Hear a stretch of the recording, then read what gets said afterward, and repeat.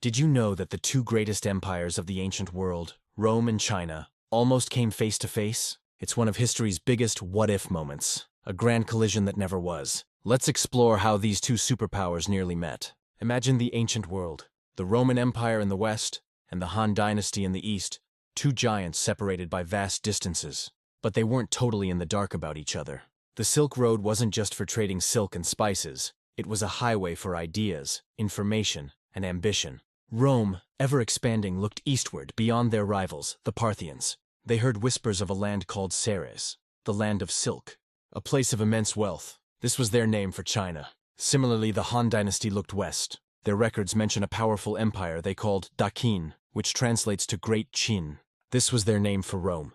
They saw Rome as a kind of mirror image of their own empire, a civilized powerhouse at the other end of the world. Chinese envoys, like Ganying, were sent to make contact, but were famously discouraged by Parthian traders who wanted to protect their role as middlemen. They described the journey to Dakin as impossibly long and dangerous. So what stopped them from meeting? Geography was a massive hurdle. The Himalayas, vast deserts, and the powerful Parthian Empire stood in the way.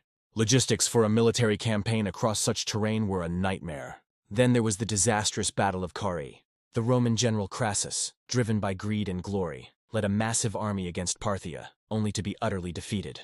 This crushing loss not only halted Rome's eastern expansion for decades, but also solidified Parthia's position as a formidable barrier between Rome and China. Some historians even theorize that Roman prisoners of war from this battle might have ended up in Central Asia, on the fringes of the Han Empire's territory. So what if they had met? Imagine Roman legions facing Han crossbowmen. So what if they had met? Imagine Roman legions facing Han crossbowmen. A Roman legionary, with his short sword and large shield, was a master of close-quarters combat. But the Han army was famous for its massed ranks of professional soldiers, cavalry, and especially its advanced crossbow technology, which could outrange Roman bows.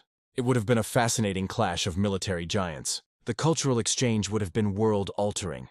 Roman engineering meeting Chinese inventions like paper and the compass. The political and economic consequences of a shared border would have rewritten history as we know it.